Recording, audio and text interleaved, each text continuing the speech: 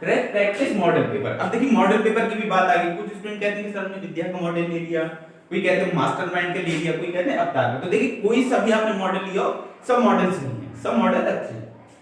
Practice सबसे ज्यादा important है, यानी अगर आपने मॉडल लेकर आ गए और प्रैक्टिस नहीं की तो फिर लॉस होगा। जो भी आप मॉडल लेकर आए, जिस राइटर का भी, उसमें पहले अपने टीचर से इंपॉर्टेंट टिक लगवा लें, ठीक है। उसके बाद उनकी प्रैक्टिस में मॉडल में जो है उसकी प्रैक्टिस भी करें, यानी मॉडल पेपर में जो कुछ भी है उसे पढ़ें और वो चीजें पढ़ें जो बार बार रिपीट हुई, यानी जिनकी प्रोबेबिलिटी ज्यादा है, यानी जिनकी ज्यादा प्रायिकता है कि वो ज्यादा क्वेश्चन फिर से रिपीट हो सकते हैं या आते ही। आप अपने पिछले 10 इयर्स के जो क्वेश्चन पेपर देखेंगे, अपने सीनियर से पूछेंगे तो वो भी आपको बिल्कुल सही बताएंगे कि कौन से ऐसे क्वेश्चंस हैं जो बार बार रिपीट हुए हैं, उनके ही इस बार 2023 में भी आने के चांस है। तो वही क्वेश्चन आपको मॉडल पेपर में भी मिल जाएंगे, आप उनसे प्रैक्टिस करें। और बुक की कंपैरिजन मॉडल पेपर में थोड़ा सा शॉर्ट भी लिखा होता है, इसलिए स्टूडेंट मॉडल पेपर को परचेज कर लेते हैं, खरीद लेते हैं।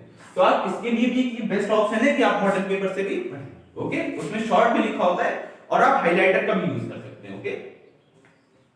फिर फिफ्थ पॉइंट है फॉलो टाइम टेबल। क्या मतलब है? टाइम टेबल को फॉलो करें। ऐसा नहीं है कि आप अभी थोड़ी देर पहले हिंदी पढ़ने बैठ गए, फिर थोड़ी देर पहले आपने मैथ पढ़ ली, फिर इंग्लिश पढ़ ली। ऐसा नहीं करें कि एक दिन में सब सब्जेक्ट को थोड़ा थोड़ा पढ़ने बैठ गए। एक टाइम टेबल बनाइए, एक रूटीन बनाइए कि हमें सुबह कितने बजे उठना है, कब नाश्ता करना है, ठीक है, कितने बजे पढ़ने बैठना है, फिर रेस्ट कितनी देर करना है, किस टाइम पेपर देने जाना है। इस सब का एक टाइम टेबल, एक चार्ट टाइप का बना लें और अपने रूम में जो पेपर भी पेस्ट कर लें, उसे चिपका लें और फिर उस टाइम टेबल को ही फॉलो करें। उससे क्या आपका एक रूटीन बन जाएगा कि हमें कितनी देर पढ़नी है, कितनी देर प्रैक्टिस करनी होगी। इसलिए समय सारणी बनाएं और उसको फॉलो भी करें, ठीक है, उसको पालन उसका करें। 6 इसका पॉइंट है take a enough rest 25 to 30 minute. यानी ऐसा नहीं है कि आप एक बार में लेके बैठे, आप हिंदी भी पढ़ने लगे, फिर इंग्लिश पढ़ने लगे, फिर मैथ पढ़ने लगे कि सबके पेपर हैं हम सबका पढ़ने बैठ जाए। तो ऐसा ना करें, एक बार में एक सब्जेक्ट को ही अच्छे से पढ़ें। और आपको लगता है कि आपका अगला जो पेपर है उसमें टाइम आपको कम मिल रहा है, देखिए कई बार ऐसा होता है बोर्ड एग्जाम में कि टाइम हमें दो सब्जेक्ट के बीच में मिल रहा होता है ज्यादा गैप। कई बार ऐसा होता है कि 1 या 2 दिन का ही मुश्किल से गैप मिलता है और फौरन वो पेपर है, तो हम उसमें प्रेशर में आ जाते हैं कि हम क्या करें, ठीक है। तो उसके लिए एक मेथड है कि आपने पहले अपना एक सब्जेक्ट को अच्छे से पढ़ लिया। जैसे आपका हिंदी का पेपर है तो हिंदी को पढ़ लिया, मान लीजिए 18 फरवरी को आपका कोई पेपर है, ठीक है, इंग्लिश का पेपर है, तो अब इसमें बीच में 2 दिन का आपको गैप मिल रहा है, तो आप हिंदी पहले पढ़ लें अच्छे से। उसके बाद आप आधा घंटा 1 घंटा क्या कर लें, रेस्ट कर लें। मतलब एक आपका सब्जेक्ट तैयार हो गया, फिर आप उसमें कुछ रेस्ट कर लें, अपने खाए पिए आराम करें, ठीक है। उसके बाद इंग्लिश को पढ़ने बैठें। ये है टिप्स, यानी माइंड में आपकी क्या हिंदी तब तक स्टोर हो गई, यानी कि हिंदी पढ़ना फिर फौरन इंग्लिश लेके बैठ गए, तो मिक्सअप होने लगता है, यानी चीजें क्या होने लगती है, मिसकंसेप्शन होने लगते हैं, भूलने लगते हैं चीजों, क्योंकि हमने एक सब्जेक्ट पढ़ा फिर फौरन हम दूसरा सब्जेक्ट पढ़ने लगे, इसलिए ओके। तो हम कोशिश करें कि पहले एक सब्जेक्ट को अच्छे से पढ़ लें, फिर दूसरे सब्जेक्ट को पढ़ने बैठें। कुछ टाइम बाद फिर है take a enough rest 25 to 30 minute, जिसके बारे में भी आपने पढ़ा कि दो विषयों को पढ़ते समय 20 से 25 से 30 मिनट का रेस्ट भी करें। ये नहीं कि डायरेक्ट एक के बाद एक सब्जेक्ट पढ़ने बैठे, जिसके बारे में भी आपको बताया गया। 7th पॉइंट पढ़ लेते हैं, रिमूव डिस्ट्रैक्शन। देखिए ये बहुत इंपॉर्टेंट पॉइंट है, रिमूव डिस्ट्रैक्शन। क्या मतलब है? पढ़ाई से दूर करने वाली चीजों से दूर रहें।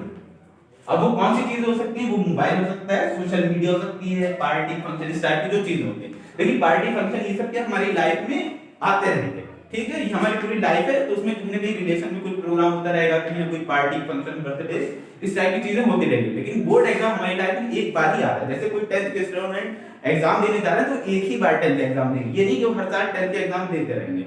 ऐसी कोई 12th के एग्जाम दे रहे हैं तो वो एक ही बार देंगे लाइफ में एग्जाम, ठीक है। बार बार कोई भी अपनी लाइफ में इस टाइप के एग्जाम नहीं देता। तो कोशिश करें डिस्ट्रैक्शन से दूर रहें। डिस्ट्रैक्शन वो चीजें होती हैं जो हमें पढ़ाई से दूर करती हैं, जिसकी वजह से हम थोड़ा बहुत डिस्टर्ब होते हैं, जैसे कि मोबाइल, ठीक है। सबसे ज्यादा यूथ में, नई जनरेशन में हम देख रहे हैं कि मोबाइल की सबसे ज्यादा क्या है, डिस्ट्रैक्शन की मेन वजह है। यानी जब हम पढ़ने बैठते हैं, मोबाइल में कोई नोटिफिकेशन आया, हम YouTube पे कोई वीडियो देखने लगे, कोई गेम खेलने लगे, या फिर तो हम क्या हो गए, मोबाइल से डिस्ट्रैक्शन होने लगा हमें, क्या मोबाइल में चैटिंग करने लगे किसी से, ठीक है, कोई गेम देखने लगे, कोई वीडियो देखने लगे, सोशल मीडिया का यूज करने लगे। सोशल मीडिया में आपकी इंस्टाग्राम, फेसबुक, व्हाट्सएप इस टाइप की चीजें आ जाती हैं, हम उसमें रील्स देखने लगे या कुछ भी इस टाइप की एक्टिविटी करने लगे, और ये सब चीजें हमारे माइंड में एक अलग से स्टोरेज को कैच कर लेती हैं। यानी हमारे माइंड में एक स्टोरेज होती है, अब उसमें हम एक साइड में स्टडी को रख सकते हैं या इन सब चीजों को, तो मतलब फिर बहुत ज्यादा मिक्सअप हो जाता है। फिर स्टूडेंट कहते हैं कि हम भूलने लगते हैं पढ़ाई को, तो भूलने इसी वजह से लगते हैं क्योंकि माइंड में और भी बहुत सारी चीजें उनकी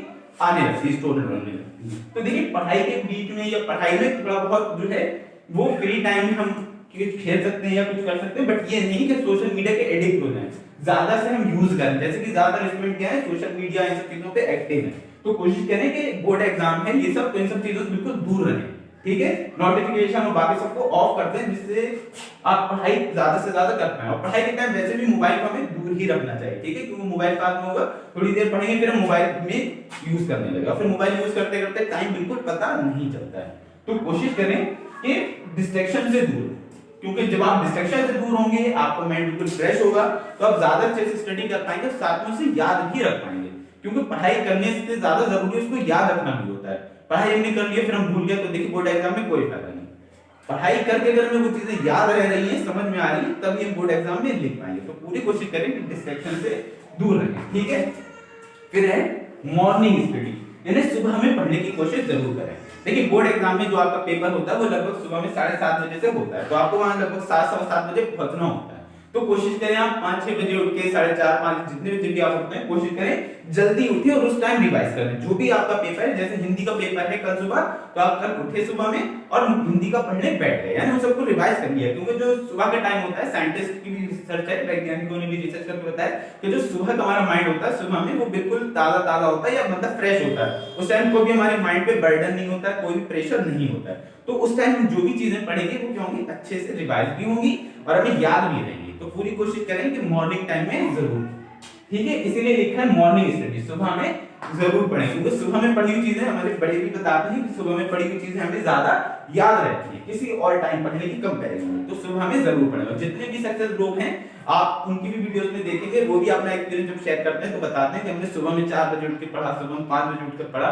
तो जो भी आपको कंफर्टेबल टाइम लगे उसमें सुबह उठकर जरूर पढ़ें। और एग्जाम में जाने से पहले तो इंपॉर्टेंट ही है पढ़ना, क्योंकि एग्जाम में जाने से पहले जो आप इंपॉर्टेंट चीजें एक बार पढ़ लेते हैं तो आपके माइंड में एक बार और अच्छे से सेव हो जाती हैं, ताकि जब आप वहां लिखने बैठते हैं तो आप भूलते नहीं। जब आप भूलेंगे नहीं, एग्जैक्ट वही लिखेंगे जो क्वेश्चन पेपर में क्वेश्चन पूछा गया, तो चांसेस है कि फुल मार्क्स आए, 10 of 10, मतलब 10 में से 10 मार्क्स भी आ सकते हैं। 5 नंबर का क्वेश्चन है तो 5 में से 5 मार्क्स भी आ सकते हैं। वो आप लिख ही देंगे गलत तो फिर चांसेस है कि 0 मिले या 1-2 मार्क्स मिले। तो कोशिश करें अच्छे मार्क्स लाने के लिए मॉर्निंग स्टडी करें, यानी सुबह में पढ़ें। फिर है 9, डोंट लेट नाइट स्टडी। देखिए ज्यादातर स्टूडेंट क्या करते हैं, बोर्ड एग्जाम है, चाहे के कोई भी एग्जाम है, तो देर रात तक पढ़ लें, 2 बजे रात तक पढ़ लें, 3 बजे रात तक पढ़ लें, ऐसा ना करें। इससे क्या आपकी हेल्थ पे बहुत इफेक्ट पड़ेगा। दूसरी बात, जो आपका रूटीन है वो बिल्कुल चेंज हो जाएगा। जो हमने अभी आपको एक पॉइंट बताया था, फॉलो टाइम टेबल, कि टाइम टेबल को फॉलो करें, उसमें यहाँ पर ये पॉइंट फिर जो है वो लॉस करेगा। तो कोशिश करें कि लेट नाइट स्टडी ना करें। जिस टाइम नींद आती है आपको बहुत ज्यादा पढ़ाई के टाइम, उस टाइम सो जाएं, ठीक है। जो पहले का टाइम है नींद आने से पहले, उसमें पढ़ें, ठीक है। जब हमें बहुत ज्यादा नींद आ रही होती तो हमारा माइंड बहुत अच्छे से वर्क नहीं कर रहा होता, हम सोचते हैं कि हम जो बहुत देर रात तक पढ़ेंगे, देर रात तक पढ़ने बैठे, बीच बीच में नींद आ रही है, ठीक है, तो ना पढ़ाई में दिल लगेगा और ना ठीक से सो पाएंगे।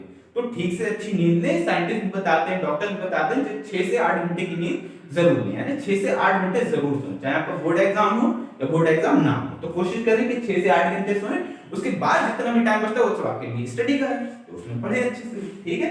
तो देर रात तक ना पढ़ें, ये एक लॉस की बात है, देर रात तक ना पढ़ें। बहुत नींद आने पर सो जाएं, इसीलिए ये बात भी लिखी साथ में कि बहुत नींद आने पर सो जाएं। बहुत से स्टूडेंट ऐसा होते हैं नींद बहुत ज्यादा आ रही होती तो कॉफी पी लेते हैं, चाय पी लेते हैं, फिर पढ़ने बैठ जाते हैं, मुंह धो लेते हैं। तो इस टाइप की एक्टिविटीज ना करें, इनसे आपका लॉस होगा, बोर्ड एग्जाम में कोई बहुत अच्छे मार्क्स नहीं आएंगे। क्योंकि कई बार ऐसा देखा गया कि जो स्टूडेंट बहुत देर रात तक पढ़ते थे वो बोर्ड एग्जाम में उन्हें नींद आने लगती है, या लिखते टाइम उनका माइंड बहुत अच्छे से वर्क नहीं कर रहा होता। क्योंकि ये स्टडी से ये बात पता चली है रिसर्च से कि माइंड जो हमारा रात में मतलब उसे भी रेस्ट आई होती है। जैसे जितने भी डिफरेंट टाइप की मशीन्स हैं, अगर उन्हें कंटिन्यू वर्क करवाते रहेंगे तो कुछ टाइम के बाद वो खराब होने लगेंगे, उसमें टेक्निकल प्रॉब्लम आने लगी। बिल्कुल ऐसी नेचर ने, गॉड ने हमारी बॉडी को बनाया है, हमारे माइंड को बनाया है। तो कोशिश करें कि लिमिटेड टाइम पढ़ें, और जो टाइम रेस्ट का है उस टाइम में माइंड को भी रेस्ट करने दें, क्योंकि माइंड भी एक टाइप की हमारी बॉडी की मशीन है। अगर हम उसे रेस्ट नहीं करने देंगे तो फिर वो डिस्ट्रैक्ट होने लगेगा। सोशल मीडिया और अदर एक्टिविटीज तो हैं, साथ में ना सोना भी एक मेन रीजन है स्टूडेंट के कम एग्जाम नंबर में आना, ठीक है। तो कोशिश करें ठीक से नींद लें, 6 से 8 घंटे बोर्ड एग्जाम में भी सोएं, ठीक है। ये नहीं कि 2-3 घंटे पढ़ रहे हैं, 2-3 घंटे पढ़ा फिर सो गए, फिर उठे फिर पढ़ा, इस तरीके से भी कोई एक्टिविटी ना करें। एक फिक्स टाइम नींद लें, और जब उठे तब मॉर्निंग में जल्दी उठना है। देखिए रात में सोएं जल्दी, तो रात में सोएंगे जल्दी तो सुबह जल्दी भी उठने की प्रोबेबिलिटी, जल्दी उठने के चांस है, तो सुबह जल्दी उठ के पढ़ें। ऐसा ना करें कि रात में जो जग के पढ़ रहे हैं और सुबह सुबह फिर नींद आ रही है, बोर्ड एग्जाम में लिखते टाइम नींद आ रही है, वो हमारे लिए लॉस की बात हो गई। तो पूरी कोशिश करें कि रात में 6 से 8 घंटे की नींद लें और सुबह जल्दी उठ के पढ़ें। ये एक अच्छी बात है, सुबह हम जल्दी उठ के पढ़ेंगे तो बोर्ड एग्जाम में भी टाइम से पहुंच पाएंगे अपने सेंटर पे। क्योंकि आप अगर 20 या 15 मिनट लेट होते हैं तो फिर उसके बाद एंट्री नहीं मिलती है। तो कोशिश करें बोर्ड एग्जाम में पहले से पहुंचे। पहले से पहुंचने के 2-3 फायदे हैं। देखिए, एक तो आप अच्छे से वो लोग चेकिंग भी कर लेंगे, आप चले जाएंगे, आपको वहां कॉपी मिल जाएगी, आप उसमें स्केल से लाइन भी ड्रॉ कर लेंगे, रोल नंबर और बाकी ओएमआर शीट भी फिल कर लेंगे, मतलब कई प्रॉफिट है। अब आप जल्दी में वहां पहुंचेंगे और लेट हो गए, कोई प्रॉब्लम हो गई तो क्या, फिर वो जल्दी एंट्री नहीं मिलती, मान ली एंट्री मिल जाए, फिर आप जल्दी जल्दी कॉपी फिल करेंगे, क्वेश्चन पेपर भी अच्छे से नहीं पढ़ पाएंगे, तो चांसेस है कि क्वेश्चन फिर अच्छे से सॉल्व नहीं होंगे, नंबर कम आएंगे। तो पूरी कोशिश करें कि टाइम से पहुंचे। टाइम से तब आप पहुंचेंगे जब आप रात में ठीक से नींद लेंगे, सुबह जल्दी उठ के बैठ के पढ़ेंगे, फिर आप टाइम से पहुंच भी पाएंगे। तो पूरी कोशिश करें कि इस पॉइंट को भी फॉलो करें। लेकिन जितने भी पॉइंट है ये सब इंपॉर्टेंट है, तो हर पॉइंट को अच्छे से सुने, नोटिस करें और उसको अप्लाई भी अपनी लाइफ में करें, तभी आपकी बोर्ड एग्जाम में बहुत अच्छे से मार्क्स आ सकते हैं। लेकिन जो स्टूडेंट मतलब टाइम टेबल को नहीं भी फॉलो कर रहे हैं या नहीं भी इसको पढ़ रहे हैं, उनके भी कुछ स्टूडेंट के ऐसे रेयर कंडीशन में अच्छे मार्क्स आएंगे। बट जरूरी है टीचर से अच्छे से एडवाइस लेना और उसको फॉलो करना, ठीक है। क्योंकि आपकी लाइफ में फर्स्ट टाइम बोर्ड एग्जाम हो रहा होता है, आपको ज्यादा चीजें नहीं पता होती हैं, तो बहुत सी वहां जाके कंफ्यूजन हो जाती है, बहुत से स्टूडेंट वहां रोल नंबर लिखने में गलती कर देते हैं और भी बहुत सारी प्रॉब्लम होती है। तो पूरी कोशिश करें कि टाइम टेबल जो बताया गया है टिप्स उनको फॉलो करें, ठीक है। तो यहाँ पर लिखा है do learn prepared answer first. क्या मतलब हो गया, जो आंसर या उत्तर पता हो उन्हें पहले लिखें। देखिए, बोर्ड एग्जाम में बहुत सारे क्वेश्चंस होते हैं, 10 क्वेश्चन 12 क्वेश्चन जो भी, तो ये नहीं कि स्टूडेंट लाइन से सीरियल बाय सीरियल एक के बाद एक क्वेश्चन सॉल्व करते चल जा रहे हैं, आ रहा है तो भी, नहीं आ रहा तो भी कुछ भी उसमें बना के लिख रहे हैं, वो सब गलत है। जो क्वेश्चन जैसे आपको फर्स्ट पार्ट है, फर्स्ट का ए पार्ट है, बी पार्ट है, सी पार्ट है, ठीक है, इसमें से आपको 2 पार्ट कोई भी करने हैं, बी और सी जैसे आपको आता है तो आप पहले उसे करेंगे, ठीक है। ये नहीं कि आपको बी आता है सी नहीं आता तो आपने ए पहले कर दिया, कि नहीं, अल्फाबेट में एबीसीडी में पहले ए आता है फिर बी आता है तो ए और बी करें। तो जो क्वेश्चन वहां पहले आता है पहले उसे करें। मान लिया आपको क्वेश्चन नंबर 2 नहीं आता, क्वेश्चन नंबर 3 भी नहीं आता, क्वेश्चन नंबर 4 आता, तो फर्स्ट पार्ट सीधे आंसर नंबर 4 लिख दीजिए। बोर्ड एग्जाम में कॉपी में टॉप पर सबसे ऊपर लिखा जाता है आंसर नंबर 4, और 4 का कौन सा पार्ट आपको आता है, जैसे मान लीजिए 4 का बी पार्ट आपको अच्छे से आता है, ए नहीं आता, तो 4b लिखकर उसमें लिखना स्टार्ट कर देंगे, ठीक है। यानी जो क्वेश्चन हमें अच्छे से आते हैं पहले बोर्ड एग्जाम में उन्हें अटेम्प्ट करें और लिखना स्टार्ट कर दें, जिससे हमारा टाइम ना वेस्ट हो। देखिए, देखा गया है कि जिस स्टूडेंट को कोई क्वेश्चन नहीं आ रहा तो उसमें वो बैठ के सोचते रहते हैं कि किस टाइप से करें क्या वो, इससे बोर्ड एग्जाम में टाइम लिमिटेड रहता है, फिर वो खत्म हो जाता है, उनकी कॉपी जमा कर ली जाती है, सबमिट कर ली जाती है। इसलिए इससे लॉस उनका ये होता है कि जो उन्हें एग्जाम में क्वेश्चन आ रहे होते हैं वो भी उनके छूट जाते हैं।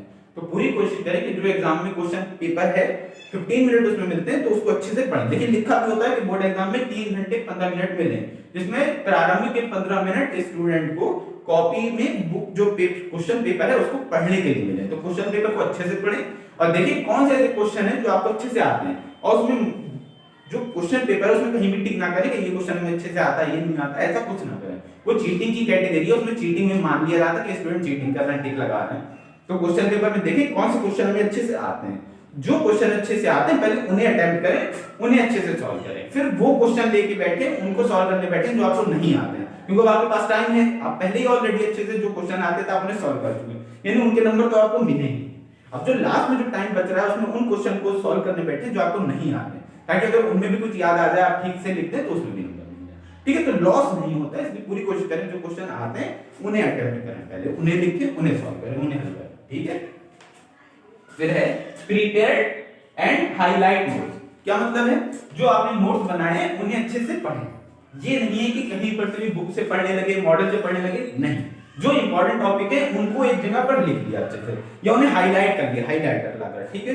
उससे क्या होगा, आपको याद रहेगा पढ़ते टाइम कि कौन कौन से क्वेश्चन इंपॉर्टेंट है, उस पे वेरी इंपॉर्टेंट लिख लें, ठीक है, मोस्ट इंपॉर्टेंट कुछ स्टूडेंट लिख लेते हैं, आईएमपी लिख लेते हैं, तो जो भी लिख लें याद रख के वो लिख लें, और ज्यादा अच्छा है कि आप उसे हाईलाइट कर लें, यानी जो भी आप पढ़ रहे हैं जो इंपॉर्टेंट है, जो टीचर्स ने बताया उसे हाईलाइट कर लें, ठीक है। इससे उससे क्या होगा, आपको याद रहेगा कि ये हाईलाइट है, मतलब ये हमें अच्छे से पढ़ना है। पढ़ते टाइम भूल जाते हैं कि कौन सी चीज इंपॉर्टेंट थी कौन सी नहीं, सब पढ़ते चल जाते हैं, नहीं, जो इंपॉर्टेंट है जो सिलेक्टिव है वही पढ़ते हैं। कंपटीशन में भी यही होता है, जो कॉम्पिटिटिव एग्जाम होते हैं जिनको क्वालिफाई करके स्टूडेंट को गवर्नमेंट जॉब मिलती है या कहीं अच्छी जगह सिलेक्शन होता है या कहीं अच्छी जगह एडमिशन होता है, तो वो भी इसी बेस पे होता है। जो ऑब्जेक्टिव टाइप क्वेश्चन आते हैं उनमें भी वो देखते हैं कौन से क्वेश्चन रिपीट हुए और कैसे पढ़ना है, तो यही चीज बहुत इंपॉर्टेंट लगती है। तो जो हाईलाइट करके पढ़ते हैं, इंपॉर्टेंट चीजें नोट्स बनाते हैं, उनके ही ज्यादा चांसेस होते हैं एग्जाम में सिलेक्ट होने के, ठीक है, सक्सेस होने के। तो पूरी कोशिश करें कि हाईलाइट का भी यूज करें, हाईलाइटर का, और अपने नोट्स को अच्छे से प्रिपेयर करें, ठीक है। किसी और के भी नोट्स हैं तो वो देखने में ठीक है तो पढ़ें, वरना आपके खुद के नोट्स बनाएं। अपने खुद के नोट्स से आपको अपनी हैंडराइटिंग भी समझ में आएगी, आपको पता भी होगा आपने कहां पर क्या लिखा है। हाईलाइटर के यूज करने से आपको ये भी याद रहेगा कौन से क्वेश्चन इंपॉर्टेंट है, तो उनको पढ़ें। इसलिए लिखा प्रिपेयर्ड एंड हाईलाइट नोट्स, ठीक है। अच्छे से नोट्स बनाएं और हाईलाइटर से हाईलाइट करके इंपॉर्टेंट क्वेश्चन को पढ़ें। ये नहीं कि हर क्वेश्चन में जो हाईलाइट करने स्टार्ट कर दिया, ऐसा ना करें। जो क्वेश्चन इंपॉर्टेंट है उनको हाईलाइट करें, उसके बाद उनको रिवीजन इनका स्टार्ट करना है, ठीक है। उसके बाद नेक्स्ट पॉइंट है अटेम्प्ट एवरी क्वेश्चन। देखिए क्वेश्चन पेपर में भी बोर्ड एग्जाम में लिखा होता है अटेम्प्ट ऑल क्वेश्चंस, मतलब हर प्रश्न को हल करें, ठीक है। सभी प्रश्न करना अनिवार्य है, तो पूरी कोशिश करें कि रिपीट एवरी क्वेश्चन। फिर पॉइंट है रिपीटेड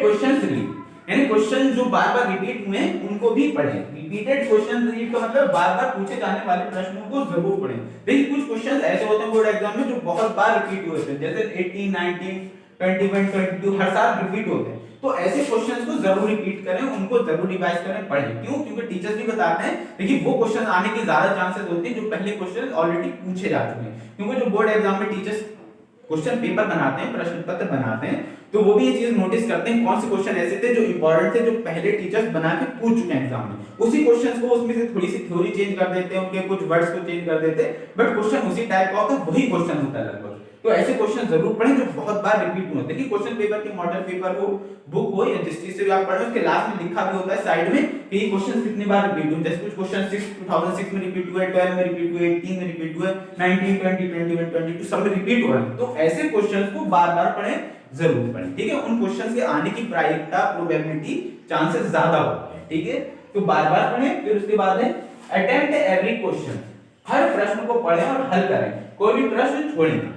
क्या मतलब हो गया? यानी जितने भी क्वेश्चंस हैं उनको बार-बार देखें कि कौन से ऐसे क्वेश्चंस हैं जो आपसे छूट रहे हैं, उन क्वेश्चंस को भी सॉल्व करें, कोई भी क्वेश्चन छूटे ना आपसे। यानी देखिए अगर कोई भी क्वेश्चन छूटता है आपसे, इसका मतलब वो मार्क्स आपके गए। लेकिन अगर आप हर क्वेश्चन को सॉल्व करते हैं, उनको अटेम्प्ट कर लेते हैं, तो उससे फायदा ये आपने अटेम्प्ट कर लिया तो उसके कुछ मार्क्स आपको मिलेंगे, ठीक है। आपने उसमें थोड़ा बहुत जो भी ठीक लिखा है, 2 मार्क्स, 3 मार्क्स, 5 मार्क्स जो भी है वो मिलेंगे। बट आप किसी क्वेश्चन को सॉल्व ही नहीं करके आते हैं, उसको हल ही नहीं करते, तो फिर पूरे चांसेस है 100% तो उसमें 0 ही मिलेंगे, यानी वो मार्क्स ही आपके ऐड नहीं होंगे। 100 में या 70 मार्क्स जो भी आपका पेपर है उसमें वो मार्क्स को माइनस ही कर देंगे। तो इससे भी आपकी परसेंटेज पे इफेक्ट पड़ेगा और मतलब अच्छे मार्क्स लाने के लिए फिर ये प्रॉब्लम बन जाएगी। तो कोशिश करें जितने भी क्वेश्चन है उनमें जो क्वेश्चन आते हैं अच्छे से पहले उन्हें सॉल्व करें, फिर बाद में उन क्वेश्चंस को भी सॉल्व करने बैठे जो आपके पास टाइम हो लास्ट में, कि जो क्वेश्चन रह गए आपके, ऐसा ना हो कुछ क्वेश्चन छूट जाए। देखिए क्वेश्चन छूट जाएंगे तो एग्जाम में डायरेक्ट उसमें 0 देंगे। इसलिए ज्यादा अच्छा है कि हर क्वेश्चन को हल करने की कोशिश करें, जितना भी उसमें आता है उससे रिलेटेड जरूर लिखें, ठीक है। ये नहीं कुछ भी लिख दिया, उससे रिलेटेड लिखें जिससे आपको उसमें फुल चांसेस हैं कि उसमें एग्जामिनर नंबर देंगे। हाँ स्टूडेंट ने लिखा, अटेम्प्ट किया। क्वेश्चन में जो एग्जामिनर चेक कर रहे होते हैं कॉपी आपकी, उनकी मेंटालिटी ऐसी होती है कि हम देखें कितने क्वेश्चन ऐसे हैं जो स्टूडेंट ने अटेम्प्ट किए, यानी कितने क्वेश्चन ऐसे जो उन्होंने हल करने की कोशिश की। देखिए अगर आपने हल करने की कोशिश की है, अटेम्प्ट की है, उसे लिखने की कोशिश की है, तो एग्जामिनर उसमें फुल चांसेस है कि नंबर भी देंगे। ये नहीं कि आप क्वेश्चन ही छोड़ा कि हमें आता नहीं था, तो आता नहीं था तो उसमें फिर 0 मिलेगा, ठीक है। कोई भी चांस नहीं कि उसमें कोई नंबर मिले। इसलिए हर क्वेश्चन को सॉल्व करने की कोशिश करें, तब करें जब आपको ना आता लास्ट टाइम पे। पहले जो स्टार्टिंग में अच्छे क्वेश्चन आते हैं पहले उन्हें ही सॉल्व करें, कोई क्वेश्चन छोड़ना नहीं। फिर है don't write question in copy. बहुत सारे स्टूडेंट क्या करते हैं, उत्तर पुस्तिका जो होती है, जो कॉपी मिलती है बोर्ड एग्जाम में लिखने की, उसमें क्वेश्चन भी लिखते हैं। क्वेश्चन नंबर 1 लिख दिया, फिर उसके नीचे उसका उत्तर नंबर 1 यानी आंसर नंबर 1 करके उसके नीचे ब्लू पेन से आंसर लिख रहे हैं। ऐसा ना करें, डायरेक्ट आंसर लिखें। आंसर जैसे आपको फर्स्ट 4 का बी करना है तो आंसर 4 का बी लिखकर डायरेक्ट उसके बारे में लिखने लगे। ये नहीं कि क्वेश्चन नंबर भी लिखना है, क्वेश्चन नंबर 4 लिखा क्या है उसको भी ब्लैक पेन से लिखा, फिर ब्लू पेन से उसका आंसर लिखना है। ऐसा हम स्कूल में करते हैं कि जब टीचर्स क्वेश्चन लिखवाते हैं तो उसे ब्लैक पेन से लिखते हैं, फिर आंसर लिखते हैं ब्लू पेन से। तो ऐसा स्कूल में किया जाता है, कोचिंग करते हैं, ठीक है, ट्यूशन में, बट बोर्ड एग्जाम में ऐसा नहीं किया जाता। इससे कोई भी फायदा नहीं होता, ठीक है। इससे आपको टाइम वेस्ट होता है। देखिए आपको वैसे ही 3 घंटे मिले, फर्स्ट टाइम आप पेपर देने जा रहे हैं, बहुत सारी चीजों का प्रेशर होता है, हम भी समझते हैं बात, एग्जामिनर भी। तो एग्जाम में चीजें छूटे ना, आपकी क्वेश्चन इंपॉर्टेंट छूट ना जाए, इसलिए ये क्वेश्चन को लिखने की कोशिश ना करें। सिर्फ क्वेश्चन पेपर में पढ़ें, अच्छे से रीड करें उसे, उसमें जो प्रश्न है जो भी क्वेश्चन पूछा गया उसका आंसर लिखें उससे रिलेटेड, ना कि उस क्वेश्चन को नोट करें। उस क्वेश्चन को नोट करना बिल्कुल गलत है, इससे कोई फायदा नहीं होता, ना इससे एग्जामिनर आपको नंबर देते हैं। और आप अगर ऐसा सोचते हैं कि हम क्वेश्चन पेपर लिख देंगे तो एग्जामिनर उसको पढ़ के उसका आंसर समझ के फिर उस नंबर देंगे, तो ऐसा नहीं होता है। एग्जामिनर्स के पास नंबर भी लिखे हुए होते हैं क्वेश्चन पेपर के, क्वेश्चन भी लिखा हुआ होता है और साथ में आंसर भी लिखे हुए होते हैं। तो आप ऐसा कुछ ना सोचें कि एग्जामिनर जब क्वेश्चन पढ़ेंगे तभी उन्हें आंसर समझ में आएगा तभी वो नंबर देंगे, तो ऐसा नहीं है। उनके पास भी क्वेश्चन पेपर होता है जैसे आपके पास होता है, वो उससे मैच करते रहते हैं और पढ़ के नंबर देते चल जाते हैं। तो क्वेश्चन पेपर लिखने की कोशिश ना करें, ठीक है, उससे आपका टाइम वेस्ट होगा।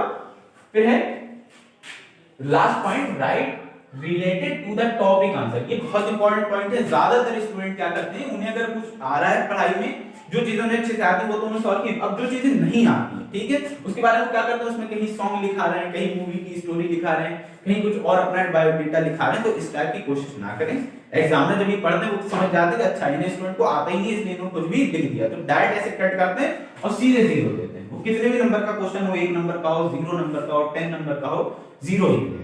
पूरी कोशिश करें कि जो भी क्वेश्चन है आपका, अगर आपको नहीं समझ में आ रहा तो उसका थोड़ा बहुत याद करने की कोशिश करें। जैसे कोई टॉपिक है चंद्रशेखर आजाद का, ठीक है, हिंदी में लिखने के लिए है, या साइंस में कोई टॉपिक है मयोपिया या आई, ठीक है, नेत्र, कोई भी ऐसा टॉपिक है जो आपको थोड़ा बहुत भी पता है, तो उससे रिलेटेड ही लिखें। उससे रिलेटेड लिखने से एक प्रॉफिट ये होगा, एग्जामिनर जब पढ़ेंगे तो कहेंगे हाँ जो क्वेश्चन पूछा था ये उससे रिलेटेड ही है। यानी नेत्र के बारे में पूछा है आपसे, ह्यूमन ऑफ आई, मानव नेत्र, तो उन्हें समझ में आ जाए कि हाँ मानव नेत्र ये होता है, उसका वो डायग्राम बना दिए जो आपको अगर याद है, उसके कुछ पार्ट्स लिख दिए, उसके कुछ नाम लिख दिए, और जो जो चीजें उसमें इंपॉर्टेंट होती है वो लिख दी। यानी जितना भी आपको अपनी तरफ से पता है वो लिख दें, उसमें कुछ भी गलत नहीं लिखेंगे। उससे ये होगा एग्जामिनर को इतना पता ही नहीं चलेगा, दूसरी बात पता भी चल जाएगा तो वो कहेंगे चलो स्टूडेंट को नहीं आता था लेकिन लिखा तो है कम से कम इससे रिलेटेड, इससे मिलता जुलता तो लिखा है जो प्रश्न पूछा गया है। अब प्रश्न पूछा गया है आपसे चंद्रशेखर आजाद के बारे में, आप लिख रहे हैं स्टोरीज, ठीक है, मूवीज के सॉन्ग्स लिख रहे हैं, गाने लिख रहे हैं, तो इससे एग्जाम में 0 मिलेगा। जो स्टूडेंट या कोई और आपको ऐसे बताते हैं कि बोर्ड एग्जाम में ना आए तो कुछ भी लिख दे, तो कुछ भी लिख देना क्या है, गलत है, नंबर नहीं मिलते हैं। और बोर्ड एग्जाम में जो लोग कहते हैं कि कॉपी भर के आना, वो भी गलत है। जो पूछा गया है उसको लिख कर आएंगे। वो अगर 1 पेज में आपका आ रहा है तो 1 पेज में ठीक है, 2 पेज में आ रहा है तो 2 पेज में, ठीक है। ये नहीं कि कॉपी भर के आना, कॉपी भरने के नंबर नहीं मिलते, सही लिखने के नंबर मिलते हैं, ठीक है। ये बात आपको बहुत कम लोग बताएंगे, ज्यादातर लोग कहेंगे पूरी कॉपी भराना, 2 कॉपियां ले लेना, बी कॉपी ले लेना, ये कर लेना, वैसा कुछ नहीं करेंगे। जितना टाइम है और जितने क्वेश्चन पूछे गए उसके अकॉर्डिंग सॉल्व करते चलेंगे। जरूरत पड़ती है बी कॉपी के, मान लिया आप थोड़ा सा लिख रहे हैं उसमें कम रह गया तो आपने नेक्स्ट कॉपी ले ली, उसे बी कॉपी ले ली। फिर स्टूडेंट कहते हैं सी कॉपी ले ली, डी कॉपी ले ली, तो सी डी कॉपी ही नहीं होती, कॉपी होती है ए, फिर होती है बी, फिर होती है B1 B2 B3, इस तरीके से कॉपी होती है, ठीक है। और इतनी कॉपी लेने की जरूरत ही नहीं होती, एक कॉपी बहुत ज्यादा है तो 2 कॉपी, 2 कॉपी में हर स्टूडेंट का अच्छे से एग्जाम हो जाता है। और टॉपर से अगर आप उनसे भी पूछेंगे तो वो भी यही बताएंगे हमने 2-4 कॉपियां नहीं लेनी थी, बी सी डी, उन्होंने बहुत कॉपी ली होगी तो एक कॉपी और फिर बी, ठीक है। इतनी कॉपी की जरूरत होती है, रिक्वायरमेंट होती है, उससे आपका अच्छे से पूरा पेपर सॉल्व होता है। यानी इतना बड़ा पेपर नहीं होता कि आपको 2-3 कॉपियां लेनी पड़े। तो कोशिश करें कि जो टॉपिक है उससे रिलेटेड ही लिखें, अपनी तरफ से उसमें कुछ भी ऐड करके ना लिखें। जो उससे रिलेटेड पता है, जो उससे संबंधित है, प्रश्न से संबंधित, उसको ही लिखने की कोशिश करें। बोर्ड एग्जाम में ये चीज बहुत नोटिस की जाती है कि जो क्वेश्चन पूछा गया स्टूडेंट ने उससे ही रिलेटेड लिखा है या कुछ और लिख दिया। अगर आपने कुछ और लिख दिया तो एग्जामिनर पढ़ते ही नहीं है परीक्षा, डायरेक्ट कट करते हैं और 0 दे देते हैं कि स्टूडेंट ने लिखे ही गलत है। अगर आपने उससे रिलेटेड भी थोड़ा बहुत लिख रखा है, रिफ्लेक्शन ऑफ लाइट, प्रकाश का परावर्तन, अपवर्तन, ये विज्ञान में इस तरह की चीजें हैं, इंग्लिश है लेटर टू गॉड, ठीक है, तो जितनी भी चीजें हैं आप उससे रिलेटेड लिखने से एग्जाम में उसमें नंबर जरूर देंगे। मान लीजिए 5 नंबर का क्वेश्चन था तो एग्जाम में उसमें 2 नंबर दे देंगे, 3 नंबर दे देंगे, यानी उसमें नंबर तो मिल रहे हैं आपको, और यही नंबर आपको अच्छे नंबर दिलवाते हैं, इन्हीं से आप पास होते हैं, अच्छी परसेंटेज होती है। अब लिखकर ही उस टॉपिक पर गलत आ गए तो फुल चांस है कि उसमें 5 में से 0 मिलेगा, और 0 ही मिलता है। एग्जाम में ऐसे करके कट कर देते हैं, कहते हैं लिखा ही गलत है। तो एग्जाम में कॉपी भी इसी टाइप से चेक होती है कि एग्जाम में नोटिस करते हैं स्टूडेंट ने लिखा किस टाइप से। अब एक स्टूडेंट कोशिश करें कि इस टाइप से ट्रांसपेरेंट बॉक्स लेके जाएं, ऐसा ट्रांसपेरेंट बॉक्स या ऐसे ट्रांसपेरेंट बॉक्स जिसमें सब एग्जामिनर को चेक करते टाइम टीम को दिखता है क्या क्या क्या चीजें लेकर आए। उसमें वॉच भी जरूर रख कर ले जाएं, वॉच इसलिए रख कर ले जाएं ताकि आप टाइम देखते रहें कितना टाइम रह गया। कई बार बोर्ड एग्जाम में ऐसा देखा गया कि स्टूडेंट को टाइम का कंफ्यूजन हो जाता है कि अभी कितना टाइम रह गया, कितना टाइम नहीं रह गया, तो उस वजह से भी उनको कुछ क्वेश्चन छूट जाते हैं, उन्हें लगता है टाइम कम है और जल्दी जल्दी लिखने में उससे भी राइटिंग खराब हो जाती है, कुछ चीजें गलत हो जाती हैं, छूट जाती हैं। तो वॉच जरूर लेके जाएं, इससे आपको एक अंदाजा रहेगा, एक मतलब एक्यूरेसी रहेगी टाइम की, हाँ कितना टाइम रह गया। ट्रांसपेरेंट बॉक्स ले जाने से ये है कि चीटिंग की कोई प्रॉब्लम नहीं होती, कई बार शक किया जाता है कि स्टूडेंट जो ऐसा बॉक्स लेकर आए वैसा ही कुछ चीटिंग हुई, तो आपका ये ट्रांसपेरेंट बॉक्स होगा, देखिए इस टाइप से, तो आपको दिखाएगा भी कि क्या क्या चीजें हैं रखी, तो एग्जामिनर दूर से चेक करेंगे तो ज्यादा प्रॉब्लम नहीं होगी। फिर आपको बॉडी में और जो भी चेक करेंगे, ठीक है, शर्ट है, पैंट है, तो इस टाइप से कोई भी चीज रखकर ना दिखाएं। चीटिंग वाली बात जो है वो बहुत गलत है, और चीटिंग की वजह से फुल चांस है कि आपको एग्जाम में रेस्ट्रिक्ट कर दिया जाएगा, एग्जाम ही नहीं देने दिया जाएगा, आप फेल हो जाएंगे। इसलिए ज्यादा अच्छा है कि चीटिंग को भूल जाए कि चीटिंग नाम की कोई चीज होती है, अच्छे से वहां पर जाएं, पढ़ कर जाएं, ठीक है, कोई प्रॉब्लम नहीं होगी, बहुत अच्छे नंबर आते हैं बोर्ड एग्जाम में, और ऐसे स्टूडेंट टॉपर बनते हैं जो चीटिंग और बाकी सब चीजों को साइड में रख देते हैं, जहां हमें पढ़ कर जाना है, उसके बेस पे, उसके दम पर हमारे अच्छे नंबर आएंगे। और कोशिश करेंगे जब बोर्ड एग्जाम में बैठे, जहां पर सीट हो वहां पर देखने को सिर्फ पर्चियां वगैरह या कागज कुछ इस टाइप का नहीं पढ़ा है, अगर पढ़ा है तो टीचर्स को इन्फॉर्म कर देंगे, सर ये देखिए ये पढ़ा हुआ ही है, क्योंकि बाद में जब कक्षा निरीक्षक के बाकी सब लोग आते हैं चेकिंग करने, तो उन्हें शक होता है कि लगता है ये आपकी है, ठीक है, उससे भी प्रॉब्लम हो सकती है, राइटिंग मैच करके देखेंगे और सारी प्रॉब्लम है, तो इन सबसे बचने की कोशिश करें और इधर उधर ना देखें। कुछ स्टूडेंट है उनके मान ली पढ़ाई को नहीं समझ आ रहा है तो इधर देख रहे हैं उधर देख रहे हैं, ये भी चीटिंग की कैटेगरी में आता है। बोर्ड एग्जाम में कैमरे लगे और एग्जाम में बाकी सब लोग आपको देख रहे हैं, उन्हें शक होगा तो आपको अलग कर देंगे, बिल्कुल ठीक है, एग्जाम से, बोर्ड एग्जाम से, उससे भी प्रॉब्लम है, हो सकता है पेपर ही ना देने दिया जाए, या वो थोड़ी देर आपको बैठा दें चिल्लाएं, उससे भी लॉस होता है। तो बिल्कुल चीटिंग की कोशिश ना करें, जो टिप्स बताई गई उनको ही फॉलो करें, ये इंपॉर्टेंट टिप्स हैं, इनको फॉलो करके और अपने टीचर की बात मानकर अच्छे से पढ़कर ही आपके बहुत अच्छे नंबर आ रहे हैं। चीटिंग की और इन सब की जरूरत ही नहीं है, चीटिंग को बिल्कुल साइड में रख दें कि चीटिंग कोई होती है, माइंड ही है सबसे ज्यादा, माइंड ही आपको चीटिंग से ज्यादा नंबर दिलवाएगा। अगर स्टूडेंट सोचते हैं हम चीटिंग कर लेंगे, हम टॉपर बन जाएंगे, हम पास हो जाएंगे, ऐसा कुछ नहीं। अगर आप अच्छे से पढ़ के गए तो ये माइंड ही हमें नेचर ने, गॉड ने इतना अच्छा दिया है कि अगर हम पढ़कर चल जाए तो इसमें सब चीजें स्टोर हो जाती हैं, सब सेव हो जाती है, जैसे मोबाइल के डेटा में, लैपटॉप के डेटा में सब कुछ सेव हो जाता है मेमोरी में, ऐसी माइंड में भी सेव हो जाता है, आप वहां सब कुछ अच्छे से लिख कर आ सकते हैं, अच्छे नंबर ला सकते हैं। तो चीटिंग को भूलना है और अपने टीचर्स ने जो पढ़ाया उसको याद रखें, जो आपने सॉल्व किया है, जो आपने प्रैक्टिस की है अनसॉल्व में और बुक में, मॉडल पेपर में, उसके बेस पर खुशी खुशी जाएं। टेंशन को बिल्कुल साइड में रखते हैं कि टेंशन प्रेशर लेकर जा रहे हैं उससे भी एग्जाम खराब होगा, और बिल्कुल डर निकालने के हम एग्जाम में फेल होंगे। वो स्टूडेंट कभी नहीं फेल होते हैं जो पढ़ते हैं। अब जो बिल्कुल जिन्होंने कुछ नहीं पढ़ा है वो यहाँ से डर डर के जाएंगे, हम फेल होंगे। चीटिंग का एक तरीका सोच लेंगे, तो इस तरीके सोचने से अच्छा है, चीटिंग के प्लान बनाने से अच्छा कुछ बैठ के पढ़ लीजिए। पढ़ लेने से ये कि आप एग्जाम में लिख कर आएंगे, अच्छे नंबर मिलेंगे, चीटिंग की जरूरत ही नहीं होगी। ऐसे स्टूडेंट को हम ये मतलब एडवाइस देना चाहते हैं, सजेस्ट करते हैं कि जो चीटिंग है इन सब का सोचते हैं वो चीटिंग और इन सब में बिल्कुल ना करें, ये प्रॉब्लम हो जाएगी। इससे आपके एग्जाम में पढ़कर जाए, जितना भी पढ़ लिया आपने काफी है, एग्जाम में पास हो गए, ठीक है। एग्जाम में वही स्टूडेंट के फेल होने के चांस है जिन्होंने चीटिंग का सोचा था, क्योंकि चीटिंग वालों पर ही नजर रखी जाती है। जो स्टूडेंट थोड़ा बहुत भी पढ़ कर आए, बहुत अच्छे से पढ़ के आए या मीडियम एवरेज पढ़ रखा, वो सब पास होते हैं। फिर उन्हीं को करवा दिया जाता है जिन पे नजर होती है, शक होता है, उनको अलग करवा दिया जाता है, लिख दिया जाता है रेड पेन से कॉपी में। तो यही आपके लिए प्रॉब्लम वाली बात होगी, उससे डायरेक्ट फेल है। ऐसे आप एग्जाम में थोड़ा बहुत जो भी पढ़ के गए या नहीं भी कोई ज्यादा पढ़ के गए, बहुत अच्छे से पढ़ के गए, तो आपका एग्जामिनर ठीक ठाक नंबर दे देंगे, आप पास होंगे। लेकिन अगर आप चीटिंग कर या कुछ सोच रहे हैं इस तरीके से, तो फिर प्रॉब्लम, ठीक है। तो चीटिंग और ये सब चीजें भूलना है, और जो टिप्स बताई गई उन्हें अच्छे से याद रखिए। इसमें कुछ कंफ्यूजन है तो वो भी पूछें, ठीक है। वीडियो अच्छी लगे तो लाइक शेयर और सब्सक्राइब जरूर करें, और ऐसे ही इंपॉर्टेंट वीडियोस देखने के लिए चैनल को सब्सक्राइब करें, ठीक है, जिससे आपको पता चल सके कि टीचर्स ने और जो हमारे फ्रेंड्स हैं उन्होंने क्या इंपॉर्टेंट एडवाइस दी है, उसको भी फॉलो करें। अगर कोई आपके सीनियर या कोई आपके फ्रेंड्स या आपके पेरेंट्स, भाई बहन, ठीक है, और टीचर्स जो भी आपको अच्छी एडवाइस देते हैं उसको भी फॉलो जरूर करें। अपने आप को बहुत टैलेंटेड ना समझें कि हमें सब पता है, हम सब कराएंगे, वो भी लॉस की बात होती है, ठीक है। आपसे जो सीनियर्स होते हैं उन्हें आपसे ज्यादा नॉलेज होती है, उन्हें एक्सपीरियंस होता है, आपके टीचर्स को एक्सपीरियंस होता है, आपके पेरेंट्स को एक्सपीरियंस होता है, तो उनकी बात को फॉलो करें और वैसे ही पढ़ करना है, वैसे ही अच्छे से लिख करना है। और आई होप आपके बहुत अच्छे नंबर आएंगे ये सब टिप्स को फॉलो करके, अपनी टीचर्स की बात मान के। तो अपना माइंड को अलग से यूज ना करें, जैसे बताया गया वैसी कॉपी में लिखकर आए, ठीक है, अच्छे नंबर आएंगे। एक बात और, कुछ बार ऐसा देखा गया है कि कॉपी के पेज निकल जाते हैं या कुछ है, तो अगर स्टेपलर वगैरह है वहां पे, तो एग्जामिनर से कहें, टीचर्स कहें कि सर इसमें स्टेपलर कर दीजिए, साथ में अगर कोई धागा में। अब एक और बात इंपॉर्टेंट ये है कि जितनी भी टिप्स आपको बताई गई इनको फॉलो करने की कोशिश करें, ट्राई करें, और जो आपके टीचर्स ने आपको पढ़ाया उसको भी अप्लाई करें, ठीक है। आपके टीचर्स ने भी आपको कुछ इंपॉर्टेंट टिप्स बताई होंगी, कुछ बोर्ड एग्जाम के इंपॉर्टेंट क्वेश्चन बताए होंगे, उनको भी जरूर पढ़ें। और यहाँ पर जो टिप्स है, अगर कुछ आपके ना समझ आया तो कमेंट बॉक्स में जरूर पूछें। देखिए यहाँ पर पूरी कोशिश की गई कि आपको सारी इंपॉर्टेंट टिप्स बताने की, फिर भी अगर कुछ कमी है, कोई प्रॉब्लम है, तो आप कमेंट बॉक्स में पूछ सकते हैं, ओके।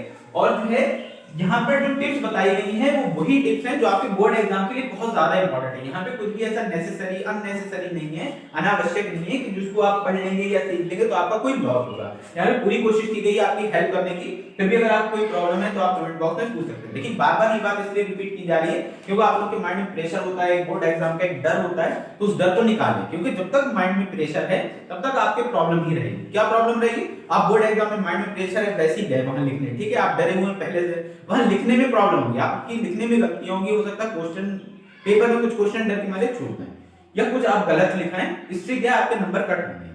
इसलिए बिल्कुल माइंड में प्रेशर ना ले, बिल्कुल हंसी खुशी जाए वहां, टेंशन को प्रेशर को एक साइड में रखे जाए। अरे क्वेश्चन पेपर है, हमने पढ़ा है, हमने अच्छे से सॉल्व करेंगे, अच्छे नंबर आएंगे, बस ये सोच के फुल कॉन्फिडेंस से जाए, ठीक है, आत्मविश्वास से जाए, बिल्कुल टेंशन में ना आए, ठीक है। उससे क्वेश्चन पेपर भी आपका अच्छे सॉल्व होगा, आपके अच्छे मार्क्स आएंगे और यही आपको चाहिए, इसीलिए आप पढ़ रहे हैं। यही आपकी एक हार्ड वर्क है, यही मेहनत है। पेरेंट्स को भी आपसे उम्मीदें हैं, ठीक है, टीचर्स को भी आपसे उम्मीदें हैं, उनकी उम्मीदों को टूटने ना दें, वो आपसे खुश हो ऐसा कुछ करें। ऐसा कुछ करने के लिए टेंशन को साइड में रख दें, प्रेशर को साइड में रख दें कि कुछ नहीं है, बोर्ड एग्जाम में हमने पढ़ा है और हम अच्छे से लिख कर आएंगे, ये सोच के जाएं। जब आप ऐसा सोच के जाएंगे, पॉजिटिव होकर जाएंगे, तो आप वहां पॉजिटिव लिखेंगे भी और सब कुछ अच्छे से होगा, उससे आपके पॉजिटिव नंबर नहीं आएंगे।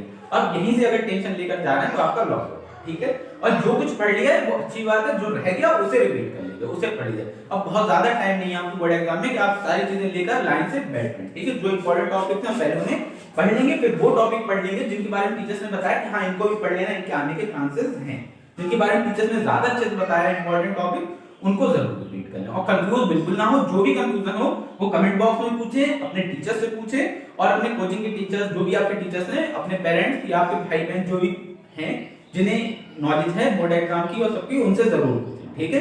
क्योंकि एक्सपीरियंस बहुत इंपॉर्टेंट होता है, यानी अगर आपको नॉलेज है, अगर आप किसी जूनियर से या सीनियर से पूछ रहे हैं तो वो अच्छी बात है, उसमें बिल्कुल शर्माए नहीं कि हमारे जूनियर हैं ये क्या सोचेंगे हमारे बारे में से पूछ रहे हैं, ऐसा कुछ ना करें। जो भी आपको पूछना है, जो भी डाउट्स हैं वो जरूर पूछें, क्योंकि अगर आप संदेह से, डाउट से बोर्ड एग्जाम में जा रहे हैं तो चांसेस है कि आपके मिस्टेक्स होंगे और नंबर कम हो जाएंगे। तो आई होप आपको वीडियो अच्छी लगी होगी, तो अगर वीडियो अच्छी लगे तो लाइक शेयर और सब्सक्राइब जरूर करें और ऐसे ही इंपॉर्टेंट वीडियोस के लिए कमेंट बॉक्स में मैसेज भी करें कि आपको किस टाइप की वीडियो चाहिए। यहाँ पे पूरी कोशिश की गई है आपको मोस्ट इंपॉर्टेंट टिप देने की, फिर भी अगर कुछ कमी हो तो उसके लिए सॉरी, और पूरी कोशिश यही है कि आपके बोर्ड एग्जाम में अच्छे से नंबर आए। आई होप और ये दुआ है कि आपके अच्छे से नंबर आए। Okay, thanks.